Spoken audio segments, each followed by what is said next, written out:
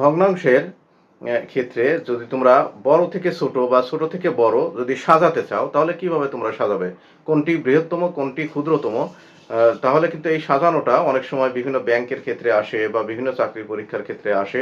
তাহলে তোমরা কিভাবে করবা? দেখো, তোমাদের ইতিপূর্বে আমি যে বিষয়গুলো আমি দেখিয়েছিলাম, তো কোনটি বৃহত্তম, তো এখানে দেখো তিনটা কিন্তু একই আছে ভগ্নাংশটা। তো আমরা যে কোনো একটাকে আমরা যদি নেই, তাহলে দেখো এখানে যে পার্থক্যগুলো আগে বের করতে হবে। কিভাবে করব? যে আগে হর এবং লবের পার্থক্যগুলো বের করব। তাহলে এখানে দেখো একটা আছে, এখানে কত 3/5, 7/9 আর হচ্ছে 11/13। তাহলে এই তিনটার মধ্যে আমরা দেখব যে এখানে হর এবং লবের পার্থক্য কত। এটা কত? 5 - 3 কত হয়? 2। এখানে কত হয়? এখানেও কিন্তু 9 এখানে কত? 2। এখানে কত? এখানেও কিন্তু পার্থক্য 2।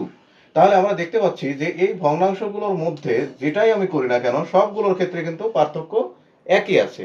তাহলে পার্থক্য যদি একই থাকে তাহলে আমরা সবচেয়ে বড় আগে বের করে নিব যে বৃহত্তম ভগ্নাংশ কোনটি।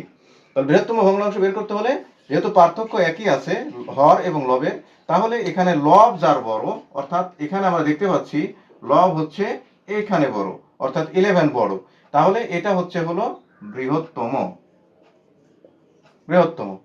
তাহলে এটা যদি বৃহত্তম হয় তাহলে সবচেয়ে ছোট কোনটা হবে সেটা বের করি। তাহলে ছোট কোনটা? ছোট হচ্ছে এখানে যার এখানে লব ছোট, তাহলে লব ছোট কার? এইখানে এইটা, তাহলে এটা হচ্ছে ক্ষুদ্রতম। ক্ষুদ্রতম। তাহলে এখন দেখো এটা যদি ক্ষুদ্রতম হয় এটা যদি বৃহত্তম হয় তাহলে আমরা এখন সাজানোর খুব সহজ। তাহলে এখন তোমরা নিজেরাই বলতে পারবা যে দেখো যদি বলছে বড় থেকে ছোট, অর্থাৎ এখানে বৃহত্তম থেকে ক্ষুদ্রতম, তাহলে কোনটা হবে?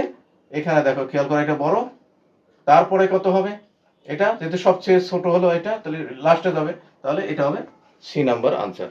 তাহলে তোমরা এভাবে কিন্তু সহজেই কিন্তু বের করতে পারবা বৃহত্তম, ক্ষুদ্রতম এবং কিভাবে সাজানো যায়। তো সবাই ভালো থাকো, আল্লাহ হাফেজ।